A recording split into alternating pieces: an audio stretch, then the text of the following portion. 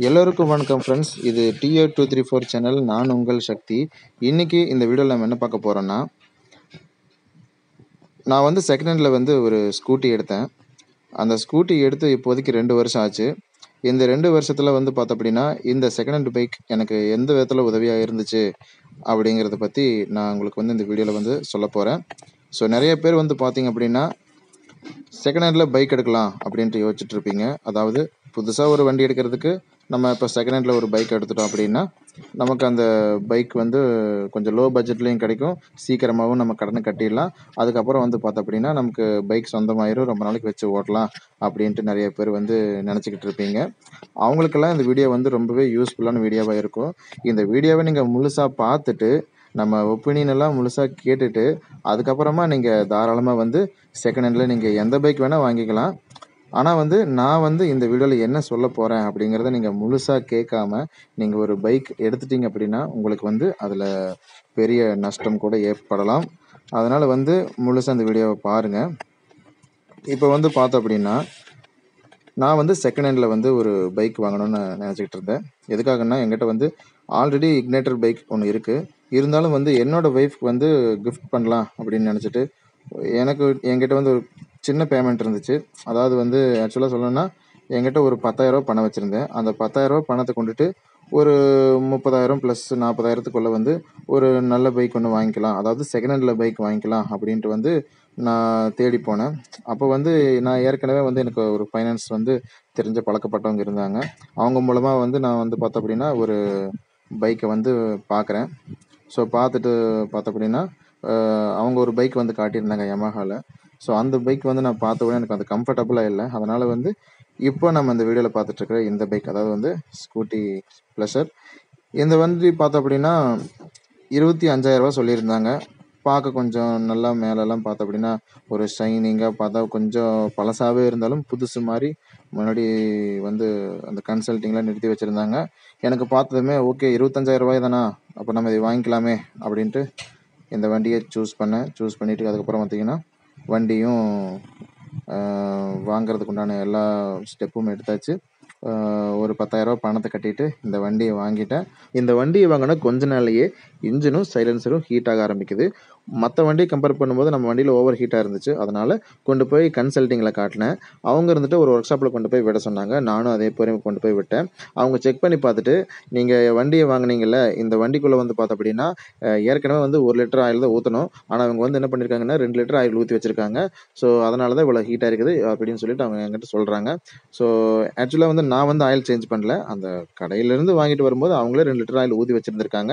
அதனால் அந்த கம்ப்ளைண்ட் இருக்குது அப்படின்னு சொல்லி நானும் நினச்சிட்டு என்ன பண்ணுறேன், சரி ஓகே, இது அவங்க மிஸ்டேக் தானே, என்னண்ணா பண்ணுறது அப்படின்னு சொல்லிட்டு கன்சல்ட்டிங்கில் கேட்கும்போது, வண்டி நீ வாங்கியாச்சு, இனி என்ன செலவு வந்தாலும் நீ தான் பண்ணிக்கணும் அப்படின்னு சொல்லிட்டாங்க.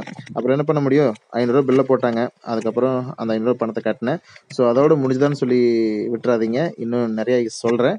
நீங்கள் வீடியோவை ஸ்கிப் பண்ணாமல் பார்த்துக்கிட்டே வாங்க. ஏன்னா செகண்ட் ஹேண்டில் வண்டி எடுக்க போகிறவங்களுக்கு இந்த வீடியோ கொஞ்சம் யூஸ்ஃபுல்லாக இருக்கும்.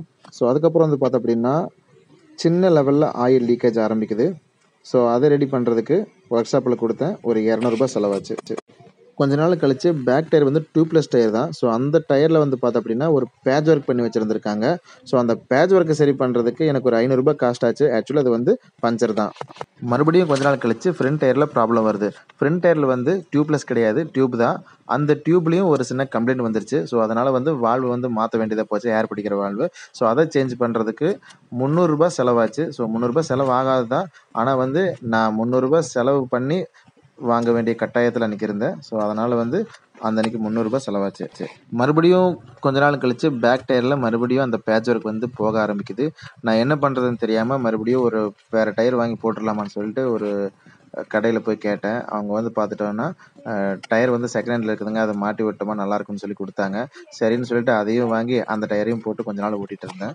அது வந்து பார்த்தோம் அப்படின்னா ஒரு ரூ. 350 செலவாச்சு. மறுபடியும் கொஞ்ச நாள் வண்டி நல்லா ஓடுச்சுங்க. அதுக்கப்புறம் வந்து பார்த்தோம் அப்படின்னா வண்டி வந்து செல்ஃப் ஸ்டார்ட் ப்ராப்ளம் வந்துச்சு. என்னென்னு சொல்லிட்டு நான் ஒர்க் ஷாப்பில் போய் கொண்டு போய் காட்டினேன். அவங்க இருந்துட்டு பேட்டரி மாற்றி ஆகணும்னு சொல்லிட்டாங்க. அதனால் என்ன பண்ணுறது, பேட்டரிக்கும் ஒரு ரூ. 1,250 போட்டு ஒரு புது பேட்டரி ஒன்று வாங்கி கொடுத்தேன். மறுபடியும் கொஞ்ச நாள் கழித்து செகண்ட் ஹேண்ட் டயரில் ப்ராப்ளம் வருதுங்க. என்ன பண்ணுறது, இந்த தடவை நான் வந்து செகண்ட் ஹேண்ட் டயர் போட மாட்டேன்னு சொல்லிட்டு புது டயரே வாங்கி போட்டுக்கலான்னு சொல்லிட்டு இப்போ நீங்கள் இந்த வீடியோவில் பார்த்த அந்த டயர் தான் ரூ. 1,400. ஸோ அந்த டயரையும் போட்டாச்சு. அதுக்கப்புறம் ஒரு தடவ நான் லாங் ட்ராவல் போ வேண்டியதா இருந்துச்சு, எங்களோட ரிலேஷன் வீட்டுக்கு.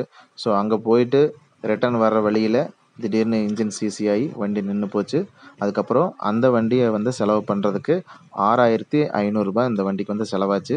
சரின்னு சொல்லிட்டு அந்த வண்டிக்கு வந்து அ ஊருக்கு போன அதே ஊர்ல வந்து அந்த வண்டிய வந்து அங்கேயே ஒர்க் ஷாப்ல விட்டுட்டு ஒரு 3 டேஸ் டைம் குடுத்தாங்க. அந்த 3 டேஸ்ல எங்க ரிலேஷன் வீட்லயே தங்கி இருந்துட்டு, மறுபடியும் 3 டேஸ் கழிச்சு அந்த வண்டிய வாங்கிட்டு, மறுபடியும் நாங்க வீட்டுக்கு வந்துட்டு வேலைக்கெல்லாம் போயிட்டுருக்கோம். வண்டி நல்லா ஓடிட்டு இருக்கிற மாரி ஓடிட்டு இருந்துச்சு. ஒரு 10 மாசம் வண்டி சூப்பரா ஓடுச்சுங்க. அதுக்கப்புறம் மறுபடியும் ஆயில் லீக் ஆக ஆரம்பிக்குது. இந்த தடவ வந்து ஒரு சூப்பர் மெக்கானிக் கிட்ட வண்டிய குடுக்கணும்னு சொல்லிட்டு போய் குடுத்தேங்க. அவரு ஒரு 2 வாரமா வச்சு ரெடி பண்றாருங்க. அந்த 2 வாரத்துக்குள்ள எனக்கு பைக் டியூ கட்ட வேண்டிய நிலைமை வந்துருச்சு. அங்க இங்கேயும் கடன வாங்கி பைக் டியூவ கட்டிட்டேன். சரின்னு சொல்லிட்டு 2 வாரம் கழிச்சு வண்டிய ரெடி பண்ணி குடுத்தாருங்க. ஒரு ரூ. 2,250 பில்ல போட்டுட்டு. அந்த வண்டிய வாங்கிட்டு ஒரு 1 கிலோமீட்டர் கூட ஓட்டலீங்க. வண்டி அப்படியே ஆஃப் ஆயி போச்சு. மறுபடியும் ஸ்டார்ட் ஆகவே இல்ல. கொண்டு போய் மறுபடியும் அந்த ஒர்க் ஷாப்காரர்ட்ட குடுத்தேன். அவங்க வாங்கிட்டு என்ன பண்ணாங்க, கிராங்க் பெண்ட் ஆயிடுச்சு, காயில் போயிடுச்சு அப்படின்னு சொல்லிட்டு, அதுக்கும் ஒரு ரூ. 2,800 பில்ல போட்டுட்டு, ஒரு 4 நாள்ல வண்டிய குடுத்துருவாருன்னு சொல்லி எதிர்பார்த்துட்டு இருந்தா, 1 மாசமா வச்சு ரெடி பண்றாருங்க. அந்த 1 மாசத்துக்குள்ள நான் வேலைக்கு சரியா போக முடியாம, அங்கேயும் இங்கேயும் கடன் வாங்கி கடைசியில கடன்காரனானது தான் மிச்சம். சரின்னு சொல்லிட்டு, ஒரு மாசம் கழிச்சு வண்டி இப்பயாவது குடுத்துட்டாரே, இனிமேலாவது வண்டி நல்லா ஓட்டலாமான்னு சொல்லிட்டு வாங்கி ஓட்டுறேன். 3 நாள்ல ஆயில் லீக் ஆகுது. என்ஜின்ல சவுண்டு வித்தியாசமா வருது. மெக்கானிக் கிட்ட ஃபோன் பண்ணி, "என்னங்க இப்படியெல்லாம் ஆயில் மறுபடியும் கொட்டுது? இன்ஜின்ல சவுண்ட் வருதுன்னு" சொல்லி கேட்டேன். அவங்க மறுபடியும் வண்டிய கொண்டு வாங்கன்னு சொன்னாங்க. "எப்பா ஏற்கனவே கொடுத்ததுக்கு 1 1/2 மாசம் பண்ணிட்ட. இதுக்கு மேல வண்டிய விட்டா நான் நடுத்தெருவுல நிறுத்திருவீங்கன்னு நெனச்சுக்கிட்டு, பேசாம இந்த தடவ நான் வண்டிய ஒர்க் ஷாப்ல விட வேணாம். பேசாம கன்சல்டிங்லயே விட்டுறலாம்ன்னு சொல்லி முடிவு பண்ணிட்டேங்க." இதுலருந்து ஒரு விஷயத்த புரிஞ்சுக்கங்க. எனக்கு மட்டும் இந்த வண்டிக்கு நான் செலவு பண்ணது மட்டுமே ரூ. 15,650. அது மட்டுமே நான் வண்டிய ரூ. 25,000க்கு எடுத்துட்டு, அத முழுசா கட்டி முடிக்கும்போது, அதுக்குண்டான செலவு வந்து பாத்த அப்படின்னா ரூ. 5,400. டோட்டலா வந்து பாத்தோம் அப்படின்னா எனக்கு ரூ. 20,000 செலவாயிருச்சுங்க. ரூ. 25,000க்கு வண்டி எடுத்து, எனக்கு ரூ. 20,000 செலவு வச்சிருக்குது. அதே மாரி தான் நானும் சொல்றேன். நீங்களும் வண்டி எடுக்க போறீங்க அப்படின்னா, உங்க மனசுக்குள்ள செகண்ட் வண்டி எடுக்கலாமா, வேணாமான்னு ஒரு குழப்பத்தோட இருந்தீங்கன்னா, தயவு செஞ்சு புது வண்டி எடுத்துக்கங்க. பழைய வண்டி எடுத்து நீங்க என்ன மாதிரி வீண் செலவு பண்ணிடாதீங்க. புது வண்டி எடுத்தா கூட, நீங்க இதுக்கு பண்ணக்கூடிய செலவு காச நீங்க டியூவா கட்டி வண்டி உங்களுக்கு சொந்தமாக்கிக்கலாம். ஸோ இது என்னுடைய தனிப்பட்ட கருத்து. நீங்க நல்லா யோசிச்சு பார்த்தீங்கன்னா கூட, இது நல்ல ஒரு விஷயமா கூட இருக்கும். சரி, ஓகே ஃப்ரெண்ட்ஸ். இந்த வீடியோவால உங்களுக்கு ஒரு நல்ல ஐடியா கிடைச்சிருக்குது அப்படின்னா, நம்ம சேனல மறக்காம சப்ஸ்கிரைப் பண்ணிட்டு, பெல் ஐகான கிளிக் பண்ணிட்டு, லைக் பண்ணுங்க, ஷேர் பண்ணுங்க, கமெண்ட் பண்ணுங்க. மறுபடியும் அடுத்த வீடியோல பார்க்கலாம். நன்றி.